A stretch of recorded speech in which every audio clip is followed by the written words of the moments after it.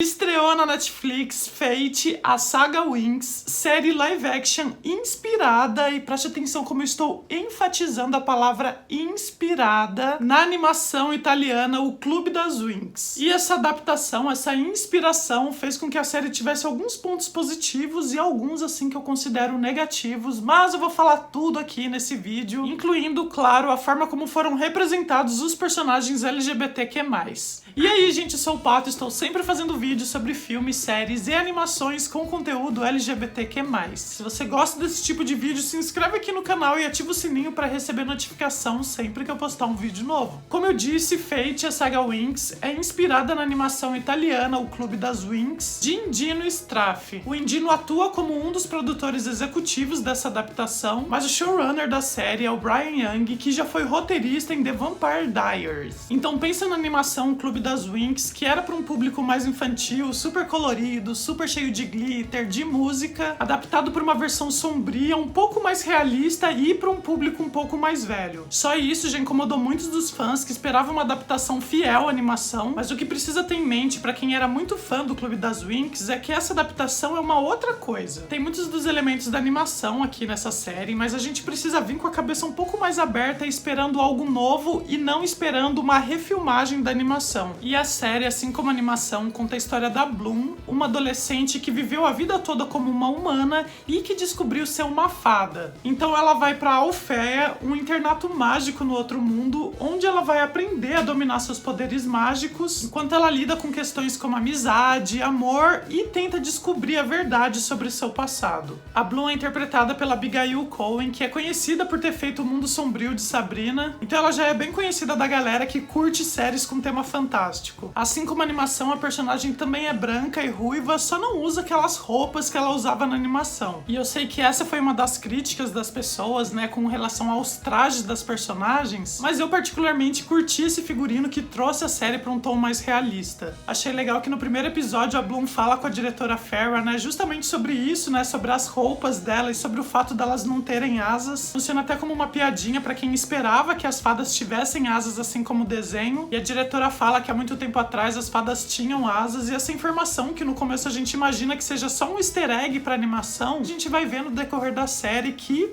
tem muito mais sobre isso. Uma adaptação que eu achei bem positiva com relação à animação é que agora em Alfeia, tanto as fadas quanto os especialistas estudam no mesmo lugar. Tem um prédio para cada um deles, mas eles estão no mesmo ambiente, então é mais fácil a interação entre eles acontecer. Enquanto as fadas lidam com a magia, os especialistas são a parte militar, os lutadores. E aqui eu preciso citar um ponto que eu achei extremamente positivo com relação a essa adaptação, porque na animação só as mulheres são fadas e só os homens são especialistas. Mas agora na série não existe distinção de gênero, então homens e mulheres podem ser ou fadas ou especialistas. Acho que a série ainda poderia ter aproveitado um pouco mais nessa dinâmica, sabe? Colocar mais personagens masculinos como fadas e mais personagens femininas como especialistas, mas só de não ter mais essa separação de meninos e meninas já achei maravilhoso. Então quando a Bloom entra em Alfeia, ela conhece suas colegas de quarto, que são personagens já conhecidas da animação também, mas com algumas adaptações, algumas modificações, e muitas delas geraram bastante polêmica. Vamos começar com a Stella, que fisicamente é bem semelhante à Stella da animação. A Stella é a fada da luz, mas diferente da animação, onde ela é bem amiga da Bloom, aqui na série ela começa quase como uma rival. A Stella começa bem caricata, daquele estilo de garota bem nojentinha, e ela tem um relacionamento meio problemático com um dos especialistas, o Sky. Aqui, galera, também surtou, né, porque na animação o Sky é o par romântico da Bloom, e aqui na série a Bloom e o Sky mostram interesse um pro outro, o que faz deles com a Stella um triângulo amoroso. Apesar disso ser o clichê dos clichês, eu gosto de triângulos amorosos, acho que isso move as histórias, e essa relação da Stella com o Sky, que é bem tóxica, serve até pra gente ir conhecendo aos poucos mais camadas da Stella. A Stella, que já tinha terminado o namoro com o Sky, começa a prender e segurar ele quando o Sky demonstra interesse pela Bloom. A Stella é filha da rainha Luna, o que faz dela uma princesa e ela foi criada para nunca demonstrar fraqueza. A gente descobre que no passado dela ela não conseguiu controlar seus poderes e fez a melhor amiga dela ficar cega, e a mãe dela fez com que as pessoas acreditassem que a Stella fez isso de propósito para reforçar essa personalidade forte dela. No entanto, a gente acompanha durante a temporada a Stella mudando essa personalidade e se tornando ao fim amiga de fato das garotas. Temos também a Aisha, que é uma fada da água, e assim como a animação, ela também é negra, e aqui eu achei bem interessante eles adiantarem a participação dela, porque na animação essa fada só apareceria na segunda temporada, e adiantando a entrada dela, a gente tem desde o início uma fada negra. Eu acho bem interessante essa dinâmica da Aisha com a Bloom, porque enquanto a Aisha é a fada da água, a Bloom é a fada do fogo, o que faz das duas praticamente opostos. Até numa das primeiras conversas delas, né, elas brincam sobre as casas de Hogwarts que cada um seria. A Bloom fala que seria meio Corvinal, meio Sonserina, e a Aisha fala que seria Grifinória. E nesse ponto eu achei bem interessante citarem Harry Potter, porque as Winx têm muitas referências de Harry Potter. Mas agora falando especificamente da Aisha, apesar de ser legal, né, a gente ter essa fada negra, eu achei que ela foi muito pouco aproveitada. Com relação às outras fadas, eu achei que a participação dela serviu só pra dar um apoio pra Bloom do que de fato ter uma história própria. Diferente da Terra, que é a fada da terra, das plantas, que teve uma história própria dentro desse universo da série da saga Winx, e dentre as personagens é assim que eu mais gostei. Mas claro, a gente não pode deixar de apontar a polêmica com relação à escalação da atriz pra fazer essa personagem. Na animação, a Terra seria o equivalente à Flora, e na animação a Flora é latina e aqui na série a Terra é branca. A Terra até fala em algum momento na série, né, que a Flora é prima dela, mas a Flora não apareceu em nenhum momento e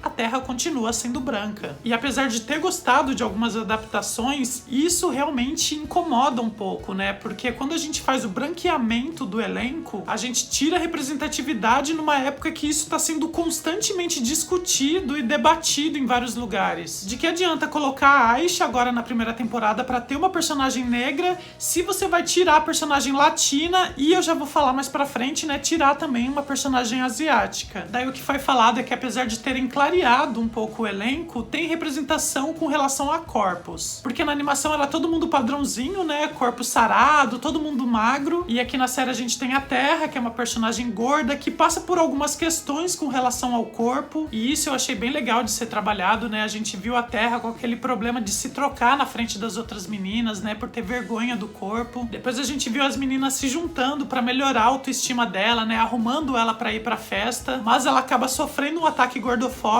justamente do personagem LGBT, e eu já chego nele. Mas apesar de ser legal levantar essas questões e colocar a inclusão de personagens com corpos diferentes, uma coisa não devia excluir a outra, sabe? Não é porque você tá colocando representatividade de corpos que você pode tirar a representatividade étnica. Dá a impressão que eles pegaram um checklist e fizeram assim: e temos uma negra, temos uma gorda, temos um LGBT. Então, ao invés de soar natural, isso acaba ficando artificial e muitas vezes até forçado. E aproveitando, já vamos falar da Musa, né? A fada com o poder da empatia, e eu particularmente amei esse poder dela. Na animação ela é a fada da música, e na série o motivo dela estar sempre com fone de ouvido é pra não ficar ouvindo as emoções das pessoas ao seu redor. O problema, mais uma vez, na adaptação é essa troca de etnia. Enquanto no desenho a gente tinha uma personagem asiática, mais uma vez a gente tem uma personagem branca. Mas fora isso, eu gostei muito da personagem, acho que ela tá pau a pau ali com a Terra, sabe? Foram as minhas duas favoritas. E eu achei muito legal ela desenvolvendo os poderes dela e o relacionamento dela com o Sam, o irmão da Terra. A animação, o par romântico da Musa é o Riven, mas eu gostei dessa adaptação. Poderia ter aprofundado um pouco mais no Sam, porque eu queria ver um pouco mais desse homem que é uma fada. Mas, claro, em 6 episódios não dá pra aprofundar tanto assim em todos os personagens. Porém, eu achei lindo naquele último episódio a Musa usando os poderes dela pra tirar a dor do Sam. Que casal mais fofo. E como eu já falei dos mocinhos, né, vamos agora falar dos vilões, né, vamos falar da Beatrix. A Beatrix é uma fada do ar que consegue manipular esses raios, né, e durante a temporada a gente vê que ela manipula as pessoas ao seu redor, especialmente o Riven e o Dane. O Riven e o Dane são especialistas, né, e o Dane é o personagem LGBT aqui dentro desse universo da série das Winx. Porém, é um personagem que, vamos falar,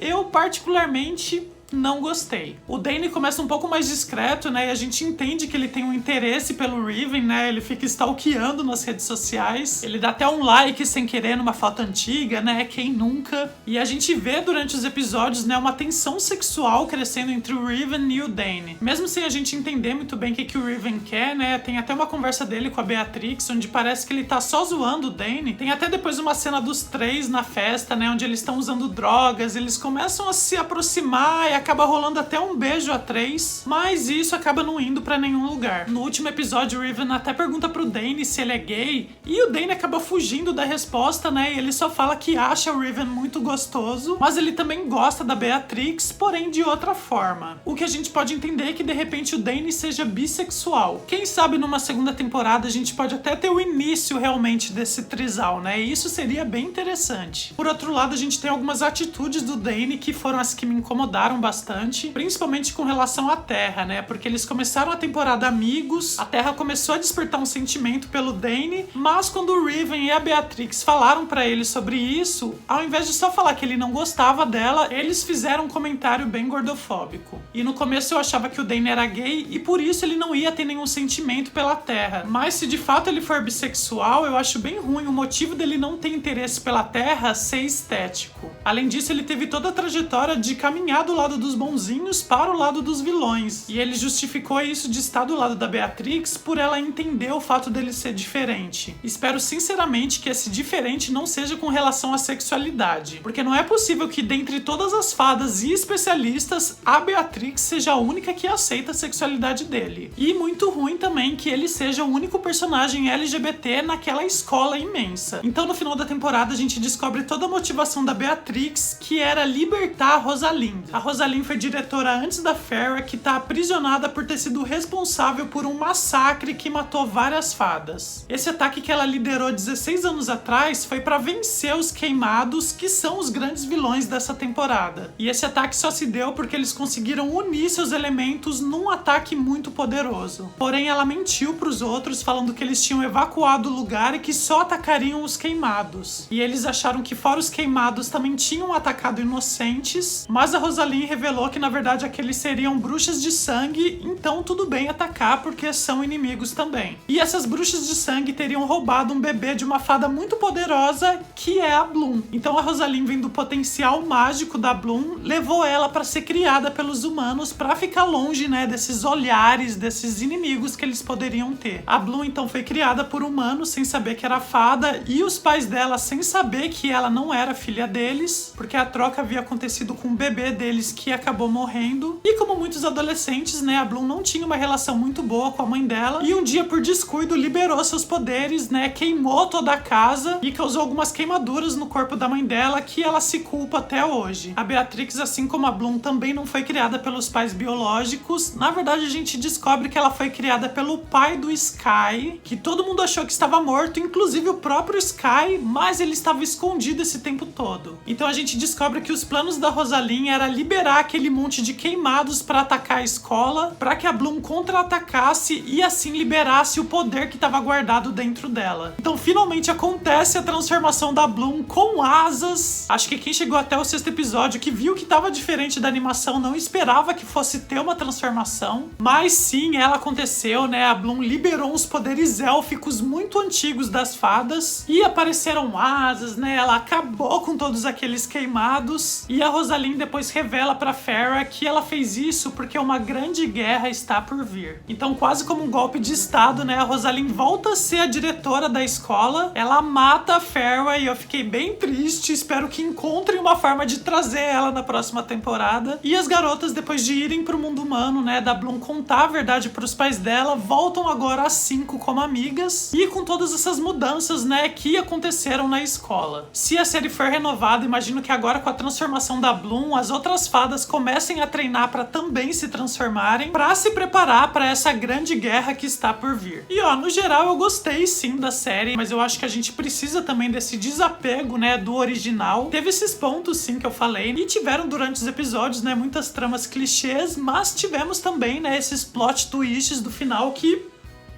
pra explodir a nossa mente. Então espero que tenha sim uma segunda temporada, espero que na segunda temporada aumente a representatividade, sabe, tanto de corpos, quanto de etnia, quanto de LGBTs, e que se aprofunde também na escola e nesse universo das fadas que durante esses 6 episódios não deu pra explorar da forma como ele poderia ter sido. Tem mais o que dizer? Não tem mais o que dizer. Nos vemos então no próximo vídeo. Beijo do Pato e tchau!